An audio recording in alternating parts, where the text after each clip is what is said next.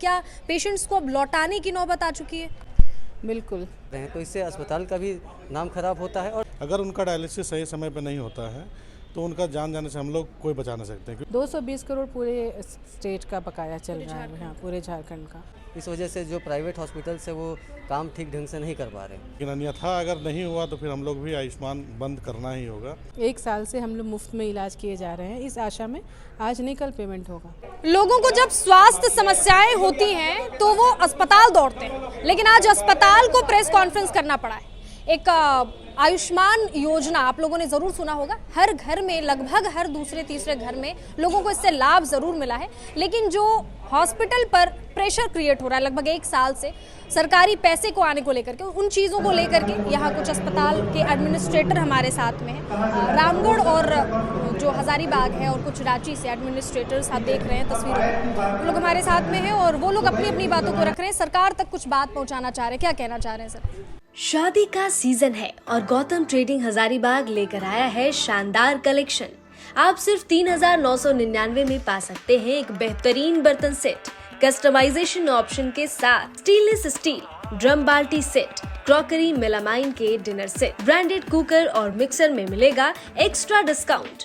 यहाँ प्योर कांसा पीतल के बर्तन भी मिल जाएंगे। गौतम ट्रेडिंग, जहाँ बर्तन में सजती है शादी की खुशियाँ।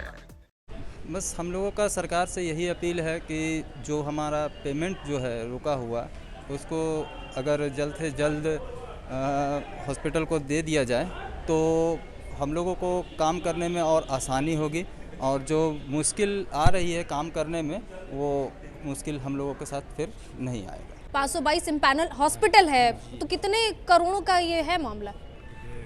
इस विषय में तो हमें पुख्ता जानकारी नहीं है, लेकिन हमारे रामगढ़ जिला में हमारा करीबन 10 करोड़ करीबन रामगढ़ और हजारीबाग मिलाकर आपका 30 करोड़ के लमसम अमाउंट जाता है आपका करीबन इतना ही जा रहा है। और देखिए परेशानी एक्चुअली क्या है कि देखिए 7 लाख लोग हजारीबाग से बिलोंग करते हैं और 3 लाख रामगढ़ से कार्डधारी है जो लाभुक है आयुष्मान भारत योजना के अंतर्गत। अब 1 साल से ज़्यादा समय हो गया है जो कि हॉस्पिटल और अस्पताल पर जो पेमेंट अभी तक नहीं इशू हुआ है। इस वजह से जो प्राइवेट हॉस्पिटल्स है वो काम ठीक ढंग से नहीं कर पा रहे हैं, और इससे सबसे ज़्यादा सफ़र हो रहे हैं तो आम पब्लिक जो रूरल एरिया से बिलोंग करते हैं। तो जितने भी लोग आते हैं हमारे पास और बोलते हैं कि आप अस्पताल हमारा इलाज नहीं कर रहे हैं, तो इससे अस्पताल का भी नाम खराब होता है और साथ साथ में आपका जो पेशेंट्स है उन लोगों को सबसे ज़्यादा सफ़र कर रहे हैं। क्योंकि बस इसी लिए ही है ना, क्योंकि पेशेंट के देखिए आयुष्मान का टैगलाइन ही था, गरीब ना हो लाचार और इलाज हो सबका, ठीक है, ये इसका टैगलाइन था। लेकिन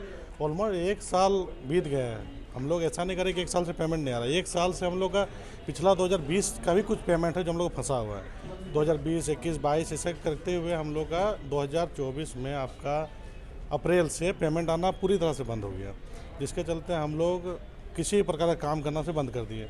लेकिन जब हम लोग मरीज को देखने लगे कि मरीज का प्रॉब्लम होने लगा, फिर मरीज को देखते हुए हमारे अस्पताल में करीबन 50 पेशेंट डायलिसिस के होंगे। अगर उनका डायलिसिस सही समय पर नहीं होता है तो उनका जान जाने से हम लोग कोई बचा नहीं सकते, क्योंकि अभी के समय में मतलब सप्ताह में 3 दिन किसी का डायलिसिस, किसी के 2 दिन, मिनिमम और मैक्सिमम 2 और 3 ही होते हैं। अगर एक डायलिसिस का 2000 का अप्रोक्सीमेट मानेंगे तो 4000 रुपया आपका 1 सप्ताह खर्चा है। अभी के ज़माना में 4000 रुपया किसी गरीब के पास रहना ये बहुत ही मुश्किल बात है। तो इसके चलते हम लोग अभी तक खींच रहे हैं और देखते हैं कब तक खींच पाते हैं, लेकिन अन्यथा अगर नहीं हुआ तो फिर हम लोग भी आयुष्मान बंद करना ही होगा। जैसे हम लोग हर सारा फैसिलिटी अब कर दिए, जैसे जनरल मेडिसिन, सर्जरी, ऑर्थो सब बंद कर दिए, लेकिन डायलिसिस कर रहे हैं क्योंकि वो हम लोग मरीजों को देखते हुए कर रहे हैं। अगर हम लोग उसको नहीं देखेंगे तो मरीज़ का जान बचने से हम क्या, आप कोई नहीं बचा सकता है। एक बड़ा अस्पताल है हजारीबाग में, आरोग्यम अस्पताल, अब उस पर क्या बर्डन आ रहा है ये पर्सनली जया मैडम से जानेंगे। ये खुद जो है अस्पताल की सारी चीज़ों को संभालती हैं और ऐसे में कई पेशेंट्स हैं मैडम, डायलिसिस ही नहीं, बाकी जो लोग थे वो डायलिसिस की सिर्फ बात कर रहे थे, लेकिन कितने ऐसे छोटे बड़े जो ऑपरेशंस हैं वो आपके अस्पताल में होते हैं। तो क्या बर्डन आ रहा है, कितनी परेशानी आ रही है, क्या पेशेंट्स को अब लौटाने की नौबत आ चुकी है? बिल्कुल, अब हमारी स्थिति ऐसी हो चुकी है कि अस्पताल बिल्कुल आर्थिक संकट से जूझ रहा है। आप अंदाज़ा लगा सकते हैं पिछले 1 वर्षों से हम लोगों को पेमेंट नहीं आया। हम लोगों के हजारीबाग के किसी भी अस्पताल में या फिर स्टेट लेवल पे भी पेमेंट रुका हुआ आयुष्मान भारत से।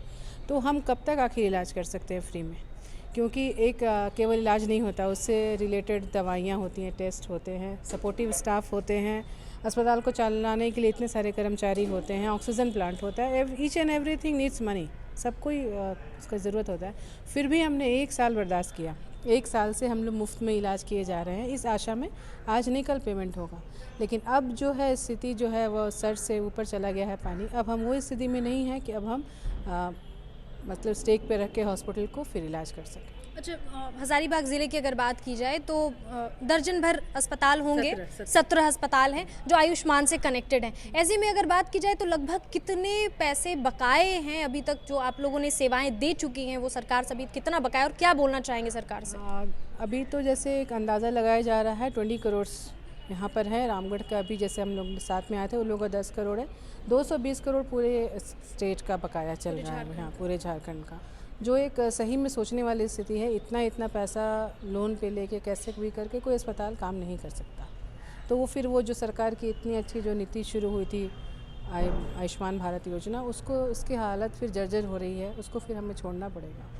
ज़ाहिर तौर पे तो क्या बोलना चाहेंगे सरकार से, कितनी जल्दी चाहते हैं कि इन चीज़ों का मतलब सॉल्यूशन निकल आए? बस मेरा यही आग्रह है, हमारा सबका यही आग्रह है कि अब सुचारू रूप से चलाने के लिए जो आपने नीति शुरू की थी उसको सुचारू रूप से चलाने के लिए हमें आर्थिक जो हमारी संकट हमारे ऊपर आया है उससे हमें बाहर निकाला जाए। हमने जो इलाज किया है उसके एवज में हमें पेमेंट कराया जाए। फिर वो जैसे सुचारू रूप से चल रहा अच्छा इलाज, हम जो भी होगा हम सुचारू रूप से चलते रहेंगे, करते रहेंगे काम।